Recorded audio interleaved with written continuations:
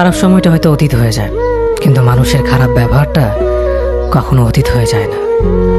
শুধু নিজে থেকে কথা বলা বন্ধ করে দেখো, দেখবে অনেক আপনজন বড় হয়ে যাবে। আসলে কেউ আপন হয় না। যারা তোমার ক্ষতি চায় তাদের আঘাত করবে না, তাদের সামনে একটু হাসি মুখে বাঁচবে। দেখবে তুমি আঘাত করলে যা কষ্ট পেত, ওরা তার থেকেও বেশি কষ্ট পাবে। যত মিশবে ততই মানুষ চিনবে, অভিনয় যে কত প্রকার হয় তা বুঝতে পারবে।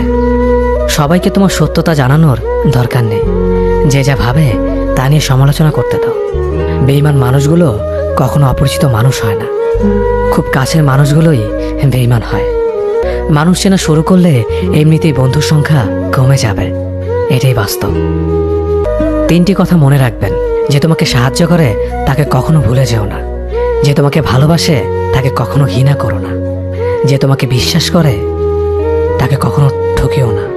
ধোঁকা একজনেই দেয়, কিন্তু বিশ্বাস সবার উপর থেকে উঠে যায়।